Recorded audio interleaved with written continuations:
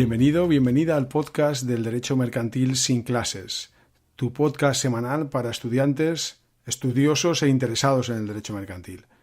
Mi nombre es Francisco González Castilla, soy profesor de la Universidad de Valencia y mi principal propósito es que esta cita semanal te motive a seguir aprendiendo y profundizando en esos problemas jurídicos que rodean al mundo de la empresa y que a todos nos afectan.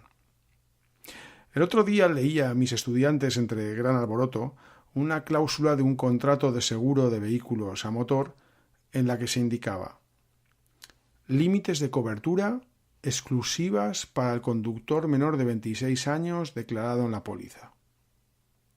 No quedan cubiertos los siniestros que se produzcan entre la 1 y las 6 de la mañana. No queda cubierto ningún siniestro cuando la tasa de alcoholemia del conductor sea positiva, cualquiera que fuera la graduación, y aunque no se superen los límites legales. ¿Qué te parece la cláusula? Sobre todo si eres menor de 26 años, no se la enseñes a tu padre cuando le pidas el coche prestado. Otra cláusula frecuente que probablemente tengas en el seguro de tu coche es la que limita la indemnización al valor venal del vehículo.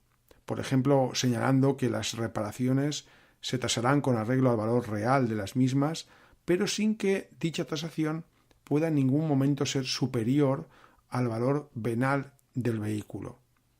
Este tipo de cláusulas pretenden amparar a la compañía de seguros de supuestos de enriquecimiento injusto. La compañía entiende que si tu coche, ese de segunda mano que te dejó tu antigua tía abuela, sufre un accidente y el coste de la reparación vale más que el coche, según los datos de la compañía aseguradora, sus tablas de valoración, en el momento justo anterior al siniestro, estarías teniendo un enriquecimiento injusto al recibir un importe superior al valor venal.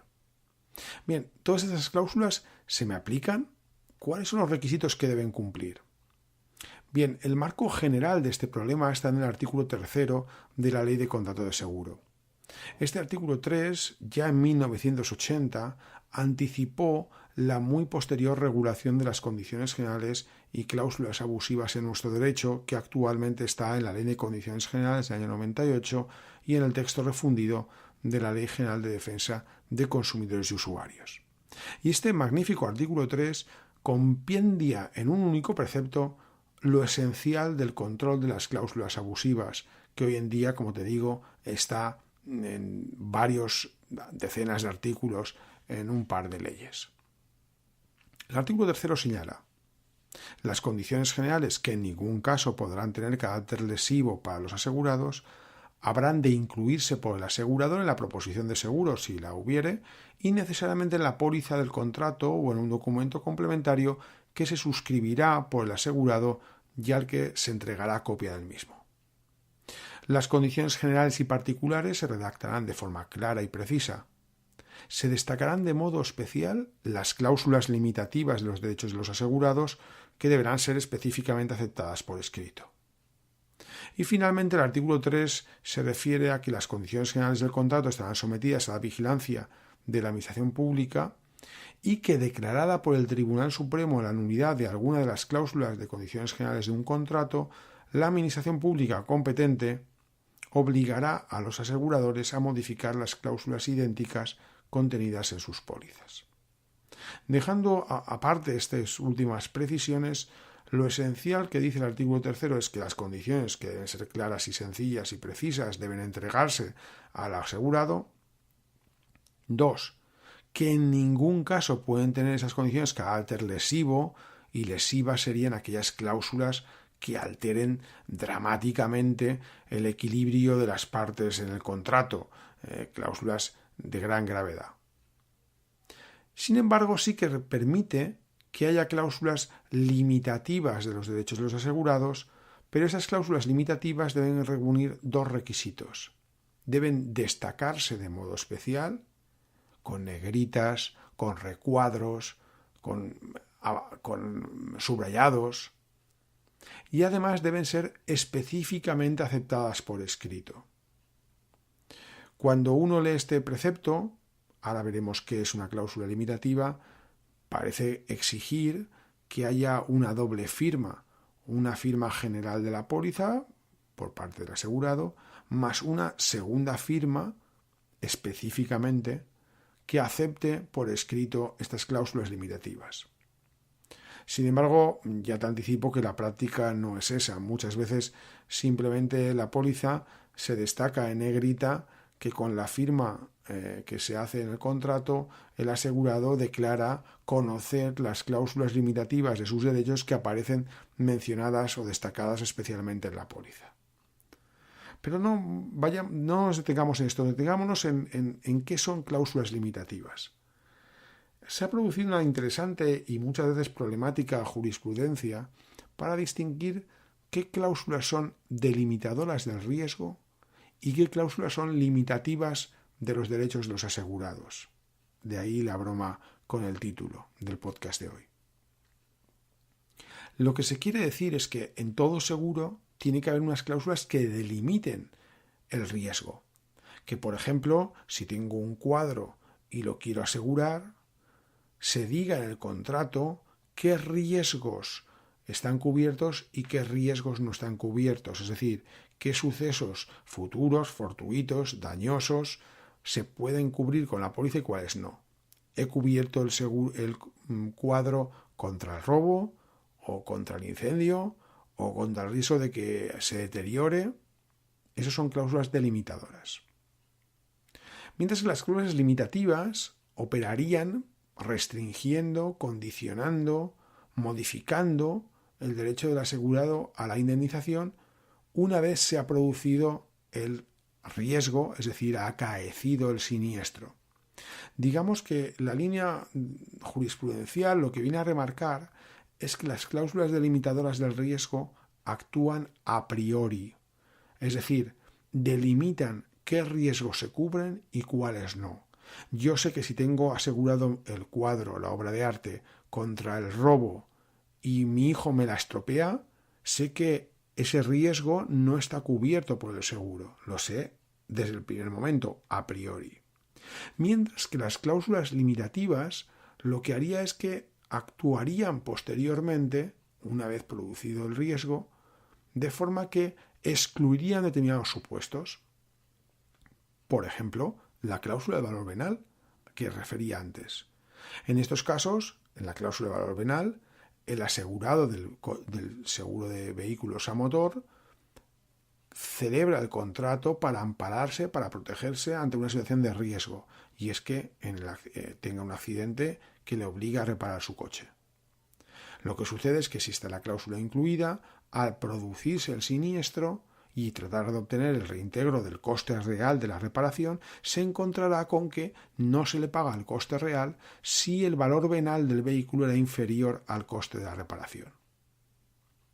Sin embargo, como te puedes imaginar, delimitar cuándo estamos ante cláusulas limitativas de los derechos del asegurado y cuándo ante cláusulas que definen el riesgo que cubre la compañía es tremendamente complicado. Te doy algunos ejemplos para que los valores. Las sentencias, como siempre, aparecen en las notas del programa. Por ejemplo, una cláusula, sentencia de 14 de septiembre del año 2016, de indemnización en caso de invalidez. Señala el Tribunal Supremo, desde el punto de vista teórico, la distinción entre cláusulas de limitación de cobertura y cláusulas limitativas parece a primera vista sencilla. Las cláusulas de delimitación de cobertura concretan el objeto del contrato y fijan los riesgos que, si se producen, hacen surgir el derecho del asegurado a la prestación. Mientras que las cláusulas limitativas restringen, condicionan, modifican el derecho del asegurado a la indemnización o a la prestación garantizada en el contrato una vez que el riesgo objeto del seguro se ha producido. En este caso nos encontramos con una indemnización en casos de supuestos de invalidez permanente. Y en el seguro se distinguían o excluían distintos supuestos según la gravedad de las lesiones sufridas. El Supremo entiende que este tipo de cláusulas que limitan los derechos del asegurado cuando en las condiciones particulares se establece una suma única por invalidez permanente total son claramente limitativas, puesto que al hablar de una suma única por invalidez permanente total, parecen remitirse al concepto de invalidez permanente del orden laboral, que supone la falta de aptitud para el desempeño de las funciones propias del trabajo habitual, lo cual puede producirse por una lesión muy grave o por otra menos importante. Si resulta que el capital garantizado se paga en función de una tabla contenida en las condiciones generales, tabla que parece contradecir la cifra única por el concepto invalidez permanente total, esa tabla de limitación es una cláusula limitativa y por tanto exigiría el cumplimiento del artículo 3, es decir, destacada expresamente y aceptada por el cliente. En la sentencia 7 de noviembre del año 2017 se hablaba de una cláusula contenida en las condiciones de un contrato de seguro de transporte terrestre de mercancías. En el artículo 19 de este seguro de transporte terrestre de mercancías hablaba del robo. Por esta garantía quedan cubiertas las pérdidas que el asegurado sufra por la desaparición o deterioro de las mercancías aseguradas a consecuencia del robo o tentativa del mismo. No serán a cargo del asegurador las reclamaciones por robo cuando el medio de transporte haya sido dejado estacionado o depositado en calles, almacenes, muelles u otros espacios o recintos sin la debida vigilancia. Y a continuación delimitaba cuándo se entendía que había debida vigilancia. En el caso concreto, se robó la mercancía de un camión en la zona de la Junquera, que estaba aparcado en una estación de servicio sin vigilancia. El Supremo dice, son estipulaciones delimitadoras del riesgo aquellas que tienen por finalidad delimitar el objeto del contrato, concretando qué riesgos constituyen dicho objeto, en qué cuantía, durante qué plazo, en qué ámbito temporal.